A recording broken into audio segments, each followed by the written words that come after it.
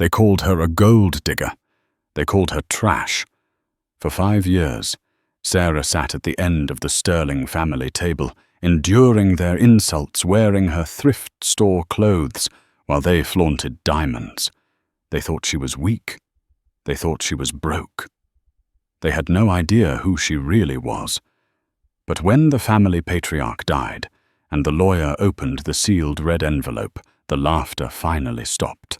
The room went dead silent. The will didn't just leave Sarah a token trinket. It handed her the keys to an empire worth $100 million, and the reason why would destroy them all. The chandelier above the dining table at the Sterling estate cost more than Sarah Bennet's entire college education. It was a monstrosity of crystal and gold, casting a harsh, interrogating light onto the dinner guests below. Sarah sat at the far end of the long mahogany table, her hands folded tightly in her lap. She was trying to make herself small, a habit she had perfected over 3 years of marriage to Tom Sterling. Around her, the conversation flowed like the expensive vintage wine being poured by the silent staff, rich, heady, and completely excluding her. "Tom, darling," Beatrice Sterling cooed, her voice sharp enough to cut glass. She swirled her wine, her eyes flicking towards Sarah with practiced disdain. "I ran into the Hawthorns today. Their son just bought a summer home in the Hamptons, next to the Kennedys. It's a shame you're still renting that little apartment downtown." Tom, a handsome man, whose jawline was beginning to soften with the stress of pleasing his mother, cleared his throat. "It's a condo, Mother, and it's a good investment." "It's a box," Beatrice corrected, stabbing a piece of filet mignon. "But I suppose one must live within one's means, especially when one is supporting a non-contributing partner." Sarah felt the heat rise in her cheeks. She stared at her plate.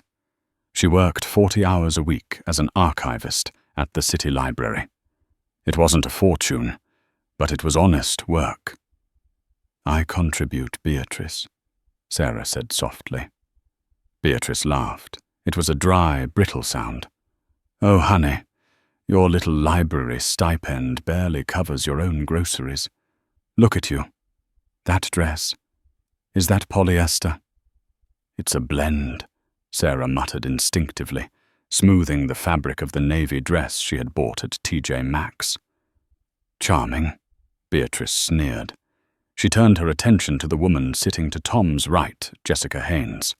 Jessica was everything Sarah wasn't, the daughter of an oil tycoon, loud blonde and draped in pearls. She was also Tom's ex-girlfriend, and Beatrice made sure she was invited to every single family function. "Jessica, tell us about your trip to Milan." Beatrice beamed. "Oh, it was fabulous, Bea," Jessica said, placing a manicured hand on Tom's forearm. "I saw a suit that would look absolutely devastating on Tom. I almost bought it, but I didn't know his size anymore. We should go shopping sometime, Tom. For old time's sake." Tom pulled his arm away slightly, glancing at Sarah. "I'm good on suits, Jess." "Nonsense," Beatrice interjected. "You look like a pauper. Sarah certainly can't afford to dress you properly. Let Jessica help."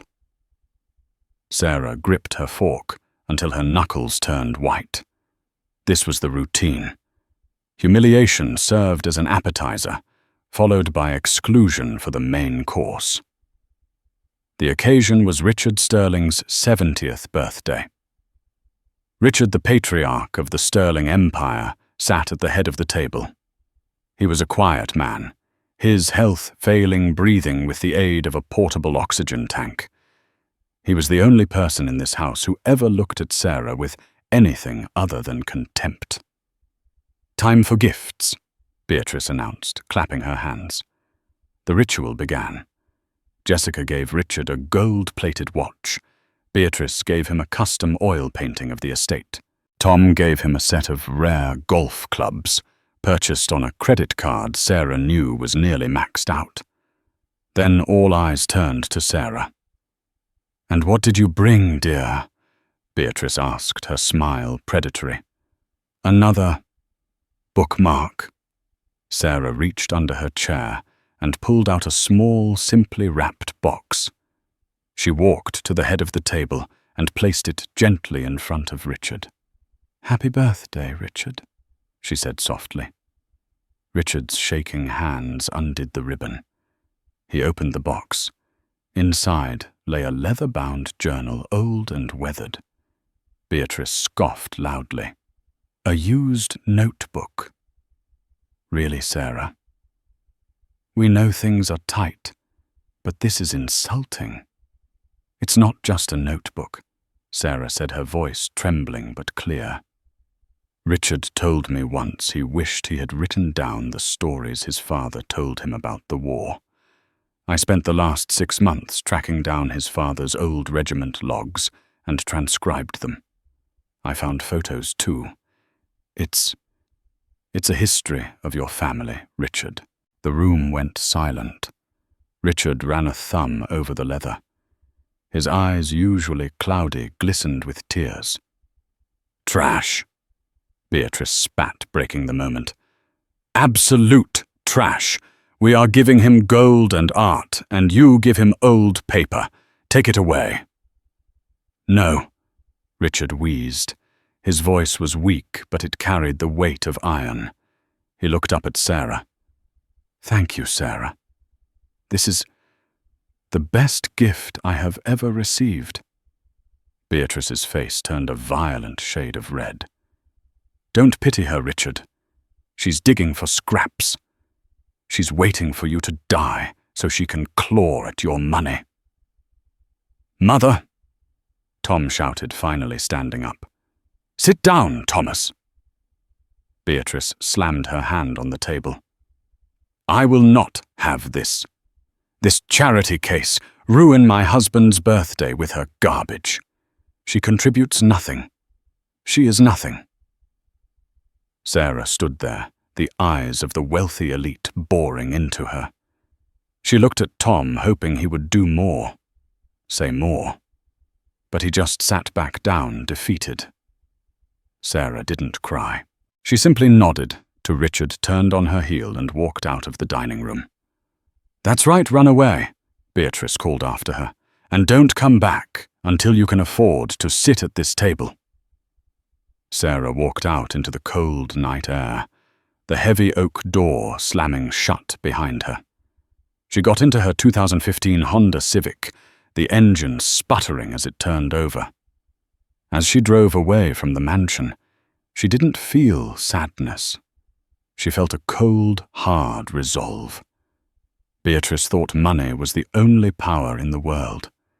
She was about to find out how wrong she was. 3 months passed. The divide between Sarah and the Sterlings grew into a canyon. Tom spent more time at the office, which Sarah suspected meant long lunches with his mother and Jessica Haynes, and Sarah spent more time at the library. But she wasn't just shelving books. In the basement archives of the city library, Sarah sat surrounded by microfiche films and dusty ledgers. She wasn't researching history anymore. She was researching the Sterling family business. Beatrice Sterling liked to pretend their money was old and secure, but Sarah had noticed things. Letters from creditors that Beatrice quickly hid. The way Richard had looked so tired, not just from age, but from burden. One Tuesday evening, Tom came home to their small condo, smelling of expensive perfume. Jessica's signature scent, Chanel No. 5.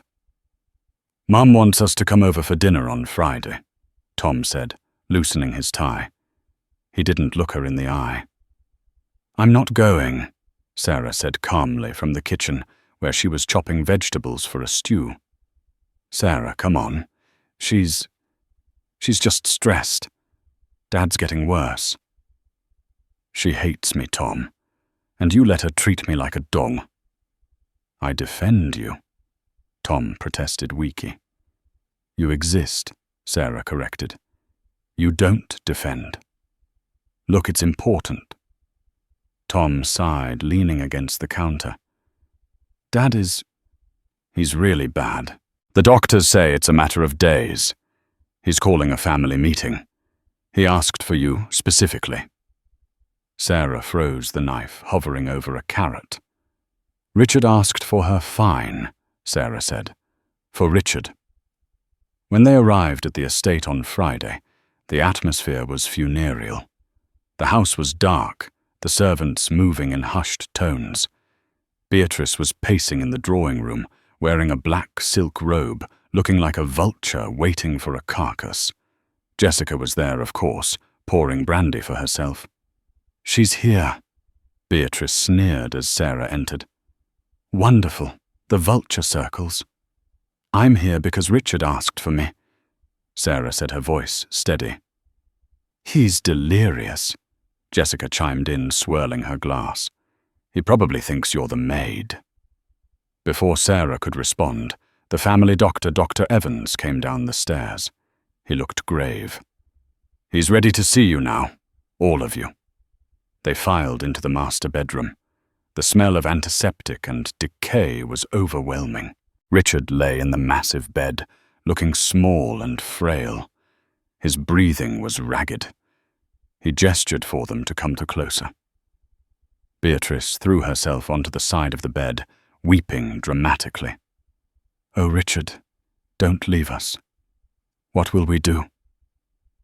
Stop acting, Bea, Richard whispered. His voice was dry as dust. It gives me a headache. Beatrice stiffened, pulling back. Richard's eyes scanned the room. They passed over Tom, over Jessica, and landed on Sarah.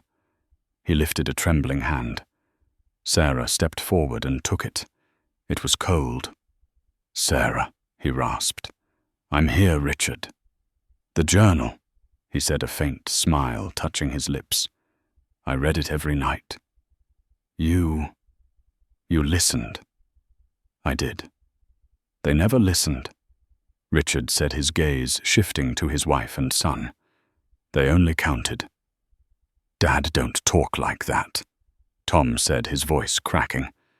Richard ignored him. He squeezed Sarah's hand with surprising strength. I have made arrangements. It's all in the red envelope. Do not let them bully you. I won't, Sarah promised. Richard closed his eyes. Good. Now, I'm tired. Those were his last words. 10 minutes later, the machines began to wail. Beatrice screamed a sound that seemed more about panic than grief. Tom wept. Jessica looked at her watch. Sarah stood silently in the corner. She didn't cry.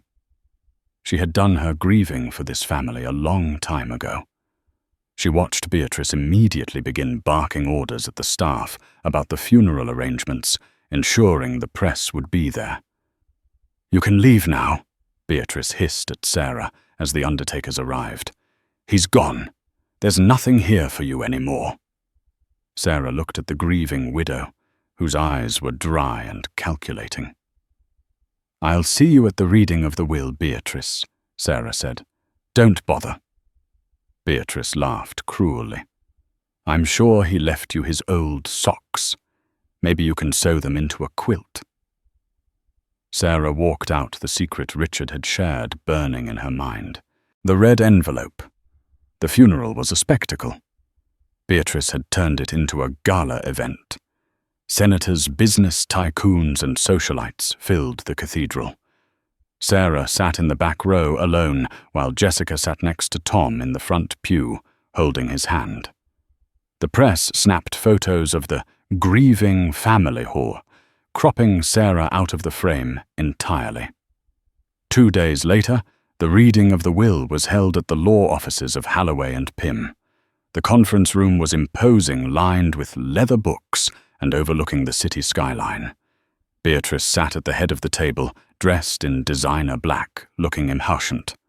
Tom sat to her right, Jessica, for some reason, had also tagged along, claiming moral support. Sarah entered quietly and took the seat furthest from them. "Why is she even here?" Beatrice asked loudly as the lawyer, Mr. Arthur Pym, entered the room. Pym was an elderly man with spectacles and a no-nonsense demeanor. "Can't you just mail her the check for $50 and let us handle the real business, Mrs. Sterling?" Mr. Pym said, his voice stern. "Mrs. Sarah Sterling is a named beneficiary. She is required to be present." "Sarah Sterling," Beatrice mocked. "She doesn't deserve that name." "Let's proceed," Pym said, opening a thick file. He began with the minor bequests. The staff were given generous bonuses. Several charities received donations. Then came the assets. "To my wife, Beatrice Sterling." Pym read, "I leave the Sterling estate in Greenwich, the collection of vintage cars, and the contents of the safe deposit box at Chase, Manhattan." Beatrice smirked. "Finally. And the accounts, the liquid assets." Pym cleared his throat. "To my son Thomas Sterling, I leave the family business. Sterling Industries, including all voting shares." Tom sat up straighter. "Wow. Okay. I can run it. I can do this." Beatrice frowned. "Whatever I control, Thomas, so I control the business. Move on to the accounts, Pym. The Sterling Trust. That's where the real money is." Pym paused. He looked uncomfortable. "The Sterling Trust is empty, Mrs. Sterling." The room went dead quiet. "Excuse me." Beatrice stood up. "Empty. That trust had $50 million in it 10 years ago. Mr. Sterling made several bad investments in the last 5 years, trying to save the manufacturing division," Pym explained. "And frankly, Mrs. Sterling, your spending habits depleted the rest. The estate you just inherited is heavily mortgaged. The business Thomas just inherited is currently operating at a loss." Beatrice sank into her chair, her face pale. "You're lying. We're broke." "Asset-rich, cash-poor," Pym corrected, "and heavily in debt." "No," Beatrice whispered. She looked at Tom. "You have to fix this. Tom sell the company." "If he sells now, he'll get pennies on the dollar," Pym said. "It's near bankruptcy." Jessica Haynes slowly removed her hand from Tom's arm. She shifted her chair slightly away from him. "Is that it?" Beatrice shrieked. "He left us nothing but debt. After all I put up with, there is one more item," Pym said. He reached into his briefcase and pulled out a thick, sealed red envelope. Beatrice's eyes narrowed. "What is that?" "This," Pym said, "is the private portfolio. It is a separate entity from Sterling Industries. It contains assets that Richard acquired independently over the last 40 years. Tech stocks bought in the 80s, land deals in Tokyo and Dubai, private patents." "How much is it worth?" Beatrice demanded, greedy hope flaring in her eyes. Pym adjusted his glasses. "The current valuation is approximately $100 million. The air left the room. 100 million. It was enough to save the company, pay off the debts, and keep Beatrice in diamonds for 3 lifetimes. "Give it to me," Beatrice demanded, reaching out a manicured hand. "Give it to me now." Pym held the envelope out of reach. "I cannot do that, Mrs. Sterling." "Why not? I am his wife." "Because," Pym said, his eyes locking onto the woman sitting quietly at the end of the table, "he didn't leave it to you." Pym turned his body toward Sarah. "The entirety of the private portfolio, valued at $100 million, is left to the sole beneficiary." Beatrice was shaking. Tom was staring.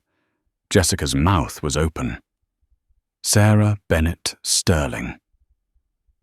The silence in the conference room of Halloway and Pym was heavy, suffocating. It lasted for 10 seconds, but to Sarah it felt like a lifetime. Then the explosion happened. You forged this!" Beatrice screamed, lunging across the table. Her fingernails, painted a blood red, scrabbled against the polished mahogany. "You little thief! You manipulated a dying man! I'll have you arrested. I'll have you thrown in a cell." Tom sat frozen, his face a mask of pale shock. He looked from the empty trust fund documents to Sarah, his eyes wide. "Sarah, 100 million. That can't be right." "Sit down, Mrs. Sterling," Mr. Pym said, his voice cutting through the hysteria like a gavel. He didn't flinch. "I assure you the paperwork is ironclad. Richard was of sound mind. He underwent 3 separate psychological evaluations before signing this amendment, specifically to prevent exactly this kind of outburst." "I don't believe it," Beatrice shrieked, turning on her son. "Tom, do something. She's stealing your birthright. That money belongs to the company. It belongs to us." Tom stood up, his legs shaky. He looked at Sarah, putting on the charm that had once worked so well on her. "Sarah, honey, look. Obviously Dad was confused. He probably meant for you to manage it for the family. Right? We're a team, you and me. We can fix this together." Sarah looked at her husband. For years she had craved his approval. She had wanted him to look at her the way he was looking at her now, with total undivided attention. But now that she had it, she realized it wasn't love. It was hunger. "We aren't a team, Tom," Sarah said, her voice surprisingly steady. "We haven't been a team since the day you let your mother call my wedding dress cheap." And you laughed.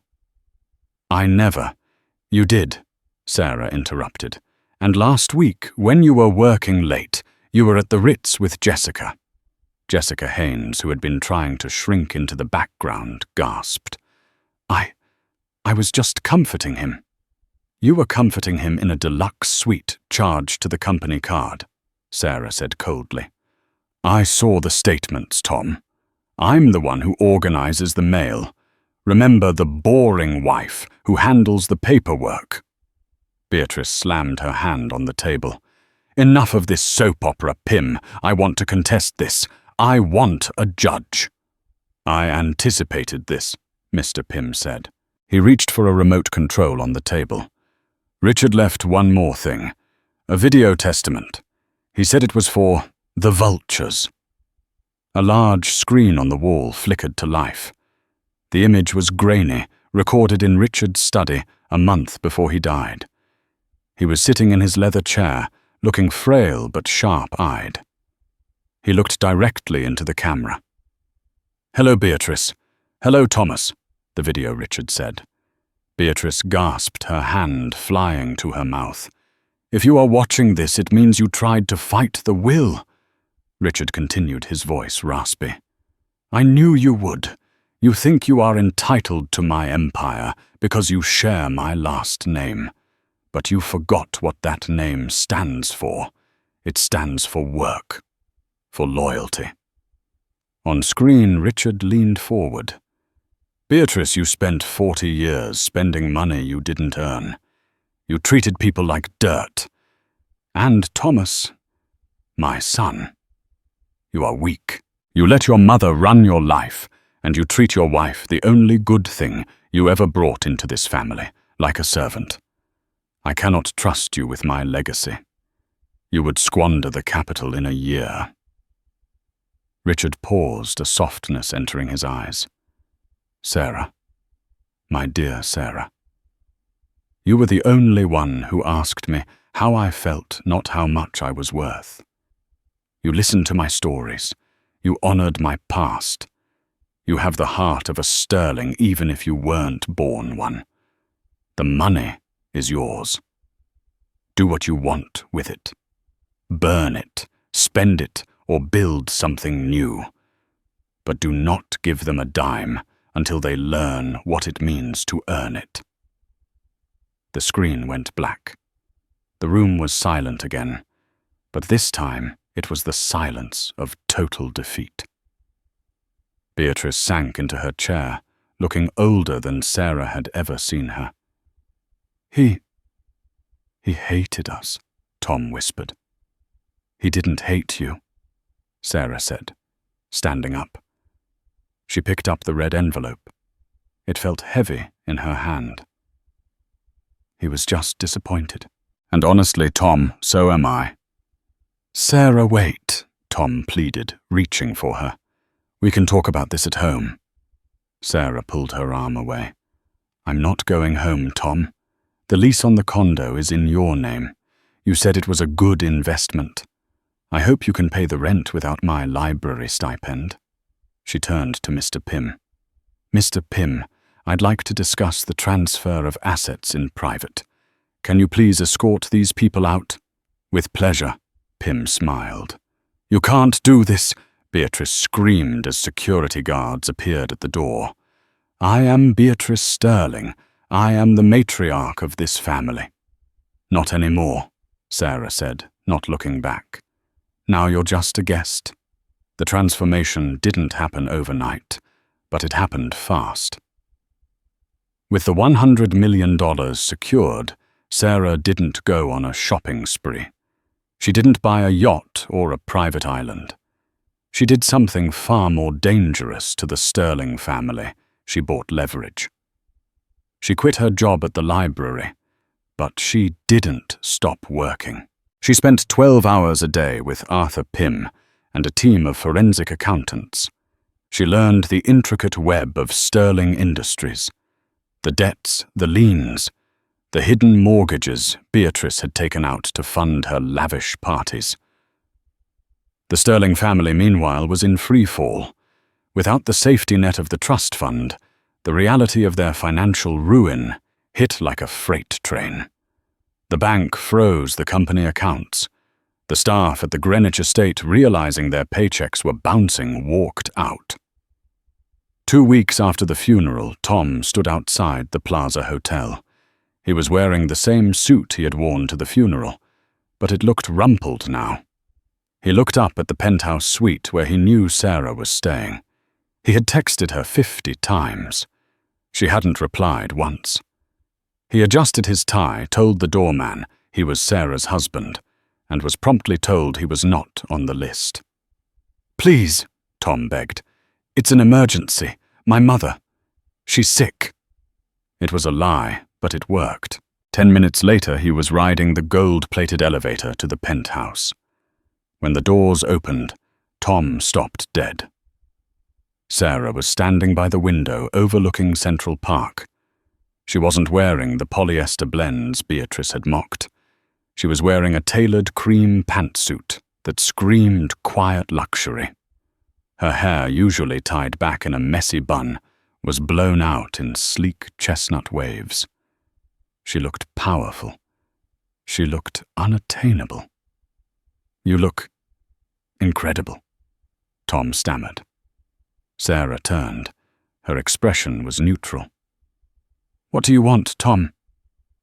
"I miss you," he said, walking into the room. "The condo is so quiet without you. I've been thinking I was an idiot. I let the stress of the business get to me. I took you for granted."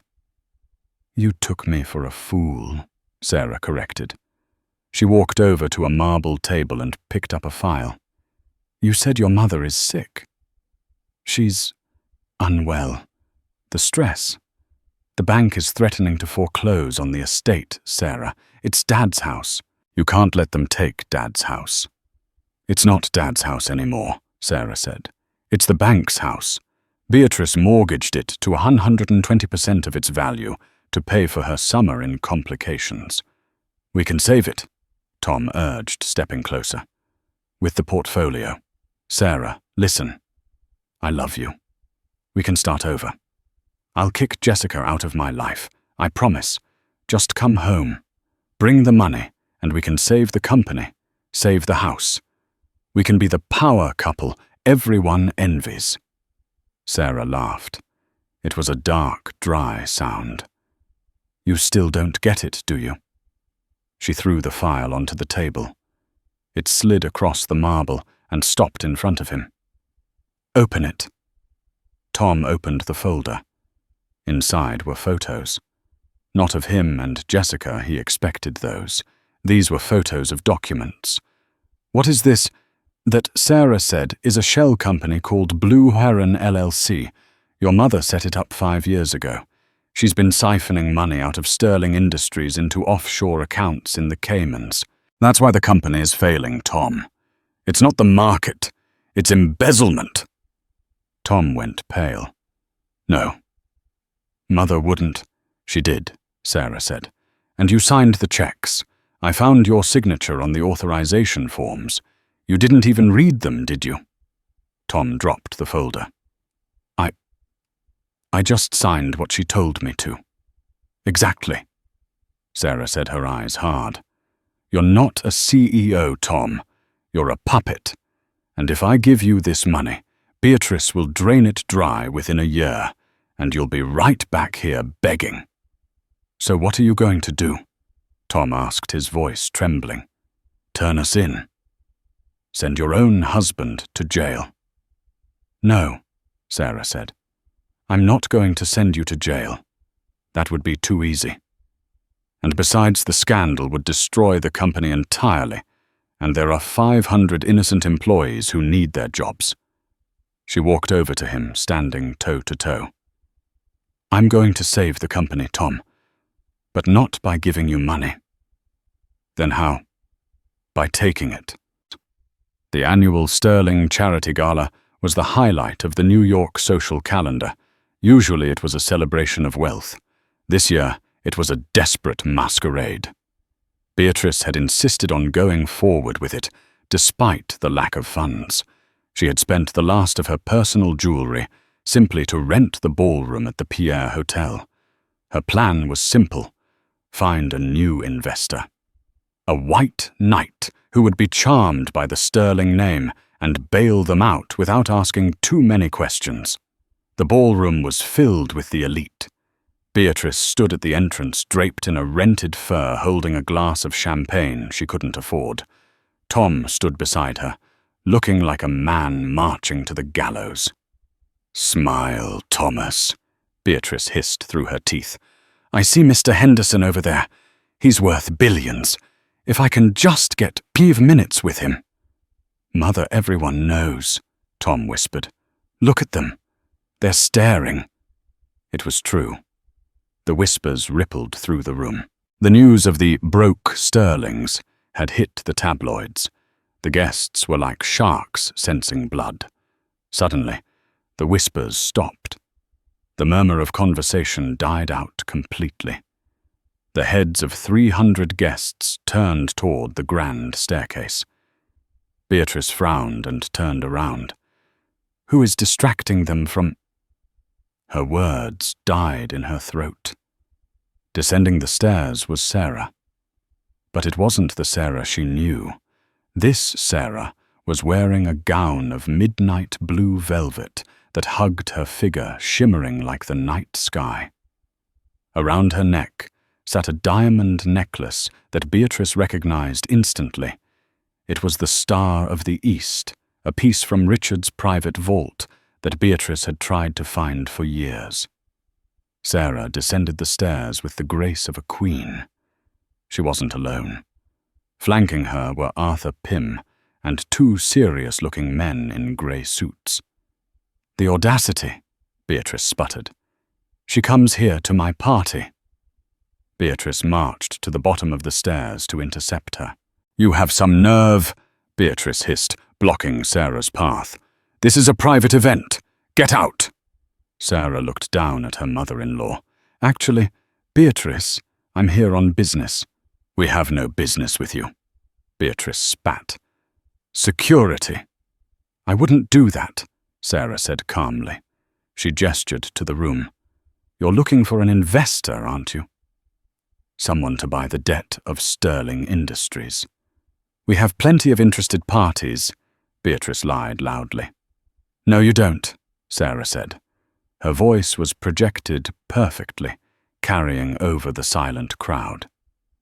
"Because I already bought it." A gasp went through the room. "What?" Beatrice stepped back.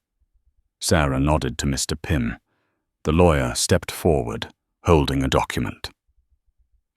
"As of this morning," Pym announced, "Mrs. Sarah Sterling has purchased the outstanding debt of Sterling Industries from the creditor banks. She is now the primary lien holder of the company assets, the factory, and—" Pym looked at Beatrice over his spectacles. "The Greenwich estate."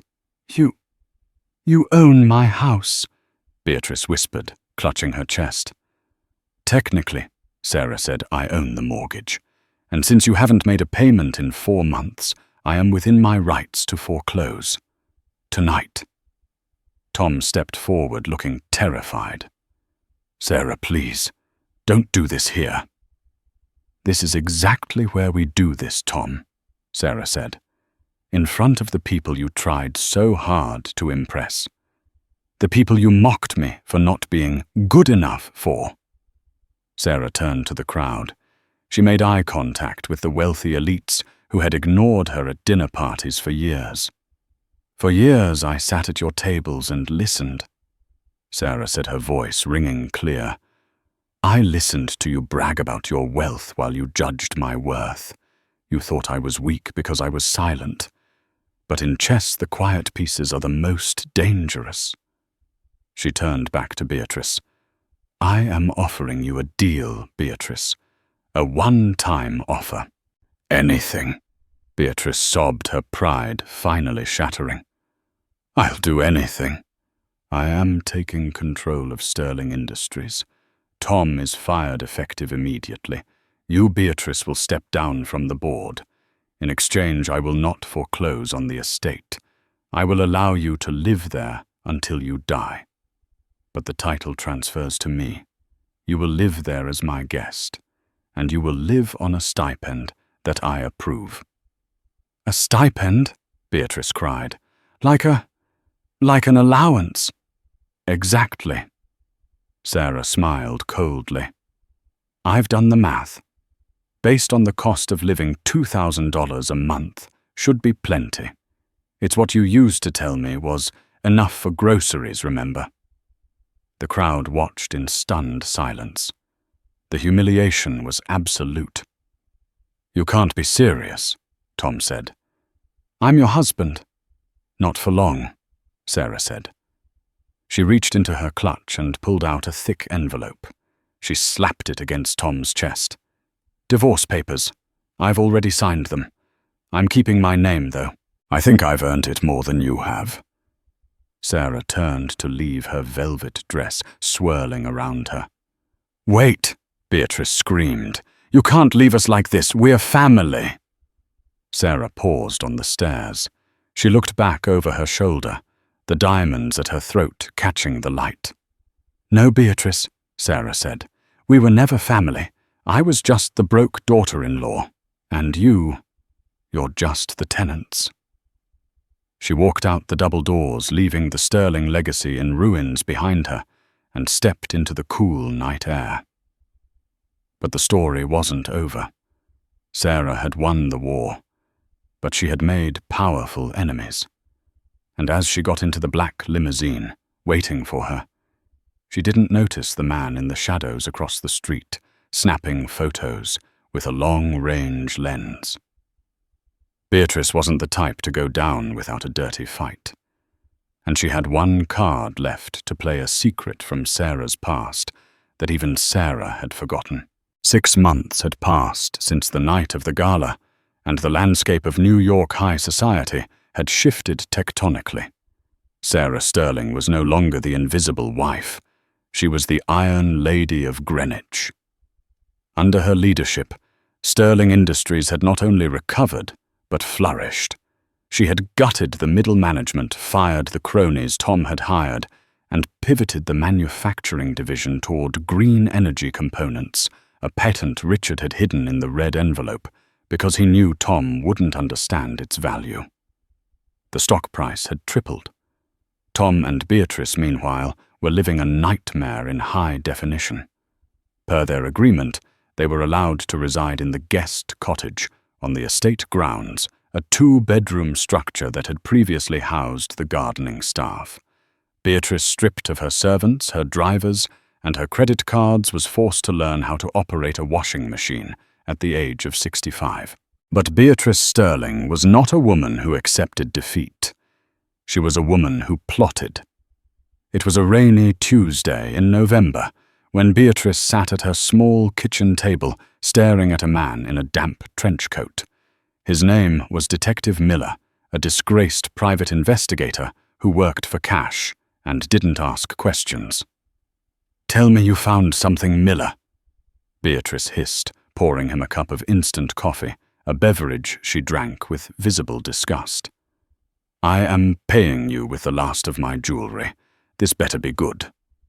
Miller took a sip and grimaced. He pulled a manila envelope from his coat. "I dug deep, Mrs. Sterling. Just like you asked. You wanted dirt on Sarah Bennett. Well, I found something better than dirt. I found a grave." Beatrice's eyes widened. "She killed someone?" "No," Miller said, sliding a photo across the table. It was a picture of a tombstone in a small cemetery in Ohio. The name on the stone was Sarah Bennett. The date of death was 12 years ago. "The woman living in your penthouse, running your company. She isn't Sarah Bennett," Miller said, his voice dropping to a conspiratorial whisper. "The real Sarah Bennett died in a car accident when she was 22. Your daughter-in-law stole a dead woman's identity." Beatrice stared at the photo, and then slowly a smile stretched across her face. It was a grotesque, triumphant expression. "She's a fraud," Beatrice whispered, trembling with excitement. "She's a con artist. She falsified legal documents. She married Tom under a false name." "Which means," Miller added, "the marriage is void, the will is void, everything she signed is invalid. She goes to prison." Beatrice cackled, standing up and knocking her chair over. "And we get it all back. The money, the house, everything." Beatrice grabbed her coat. "Come with me, Miller. We're going to the police. And then we're going to the board of directors." The emergency board meeting of Sterling Industries was called for 9:00 a.m. the following morning. Beatrice had used her old connections to force the issue, claiming she had material evidence of criminal fraud regarding the CEO. The boardroom was tense. 12 men and women in expensive suits sat around the glass table. At the head sat Sarah, looking calm and composed in a charcoal blazer. To her right sat Arthur Pym, the lawyer. The doors banged open. Beatrice marched in, flanked by Tom, who looked nauseous, and 2 uniformed police officers she had persuaded to accompany her, based on Miller's evidence. "Arrest her!" Beatrice screamed, pointing a shaking finger at Sarah. "Arrest the imposter!" The board members murmured in confusion. Mr. Henderson, the oldest board member, stood up. "Beatrice, what is the meaning of this? You have no authority here." "I have every authority," Beatrice shouted. She slammed the file onto the table. "The woman you call CEO is a criminal. Her name isn't Sarah Bennett. Sarah Bennett is dead. This woman stole a corpse's identity to infiltrate my family and steal our fortune." She threw the photo of the tombstone onto the table. "Tell them, officer," Beatrice commanded. One of the police officers stepped forward awkwardly. "Ma'am, based on the evidence provided, there is a discrepancy with the social security number used on the marriage license. We need to take Mrs. Sterling in for questioning regarding identity theft." Tom stepped forward, finding a shred of courage. "Sarah, is it true? Just tell us. If you admit it now, maybe Mum will go easy on you." Sarah didn't move. She didn't look at the police. She didn't look at the photo of the grave. She just looked at Beatrice. "You really dug deep, didn't you, Beatrice?" Sarah asked softly. "I did what I had to do to protect my family from a parasite," Beatrice gloated. "It's over, Sarah, or whoever you are. The game is up. You're going to jail, and I am taking back my company." Sarah slowly stood up. The room went silent. She walked over to the window, looking out at the city skyline. "You're right," Sarah said. Her voice was clear, lacking any trace of fear. "Sarah Bennett is dead. She was my best friend in college. She died in the crash that I survived." A gasp went through the room. "So you admitted it," Beatrice shrieked. "Officer, cuff her." "I used her name," Sarah continued, turning around, her eyes blazing with a sudden intense fire, "because I needed to disappear. I needed to hide from people who were looking for me. People with far more power than you could ever dream of, Beatrice." "Excuses," Beatrice scoffed. "You were hiding from the law." "No," Sarah said. She reached into her blazer pocket and pulled out a different ID card. She tossed it onto the table. It landed it face up. The name on the card didn't say Sarah Bennett. It read, Sarah Montgomery. Henderson, the board member, gasped audibly. He grabbed the card, his hands shaking. Montgomery, as in the Montgomery Group, as in Alexander Montgomery. "He is my father," Sarah said calmly. The silence that descended on the room was heavier than the one at the reading of the will. The Montgomery family wasn't just rich, they were American royalty. They owned shipping lines, steel mills, and half the real estate in San Francisco. They were billionaires, not millionaires. "That's impossible," Beatrice whispered, her face draining of color. "Alexander Montgomery's daughter. She ran away 10 years ago. It was in all the papers. They said she was unstable." "I wasn't unstable," Sarah said, her voice turning ice cold. "I was being sold. My father wanted to marry me off to a 50-year-old oil tycoon to merge our companies. I refused. He told me I was property, not a person. So I left. I took my roommate's name with her parents' blessing, and I started over with nothing. I wanted to see if I could make a life on my own. I wanted to see if anyone would love me, for me, and not for the billions attached to my last name." Sarah turned her gaze to Tom. He was leaning against the wall, looking as if he had been punched in the gut. "I met you, Tom," Sarah said, her voice softening with a sad nostalgia. "And for a while I thought you were different. You didn't know who I was. You loved the waitress. You loved the librarian. But then you let them break you. You let your mother turn you into a snob.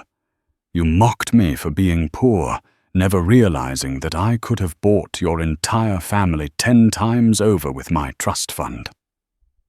Tom fell to his knees. Tears streamed down his face. "Sarah, I didn't know. I swear. Please." "It's too late, Tom," Sarah said. She turned back to Beatrice. The older woman was hyperventilating, clutching the edge of the table. "You called me a gold digger," Sarah said, walking slowly toward her mother-in-law. "You called me trash. You thought you were so superior because you had a mansion and I had a Honda. But the truth is, Beatrice, you were never in my league. You were playing checkers while I was playing chess." Sarah looked at the police officers. "Officers, you can check my fingerprints. They will match Sarah Montgomery. I have committed no crime. Using a pseudonym for personal safety is not illegal in this state, provided no fraud is committed. And since I used my own money, Richard's money, which he legally left me to save this company, there is no fraud." The officers looked at each other, nodded respectfully to Sarah, and stepped back. "Sorry for the disturbance, Miss Montgomery." "Get them out of here," Sarah said, waving a hand toward Beatrice and Tom. "And Arthur?" "Yes, Miss Montgomery," the lawyer asked. "Evict them from the guest cottage. Today. They can find a shelter. I hear the city has some excellent resources for the poor.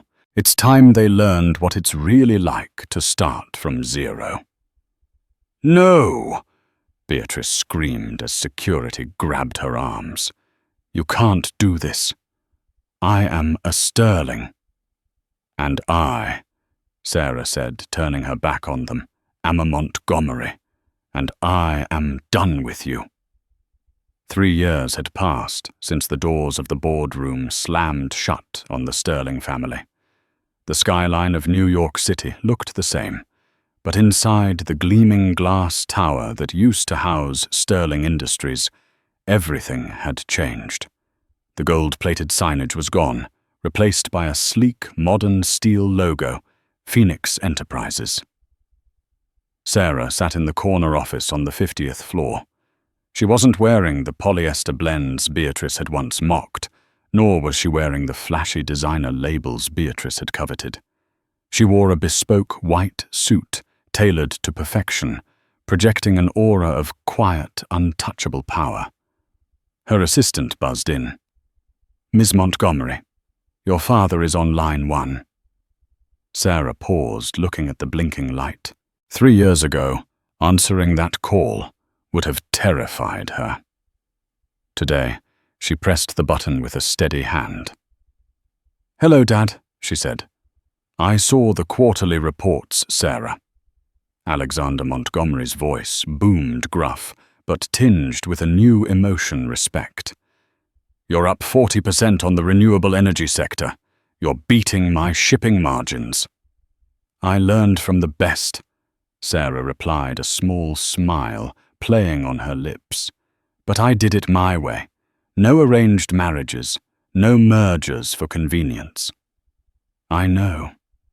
Alexander sighed. "I was wrong, kid. You didn't need a husband to secure a legacy. You are the legacy." It was the apology she had waited 10 years to hear. Sarah hung up the phone, a weight finally lifting off her chest. She had reclaimed her name, but more importantly, she had redefined what it meant.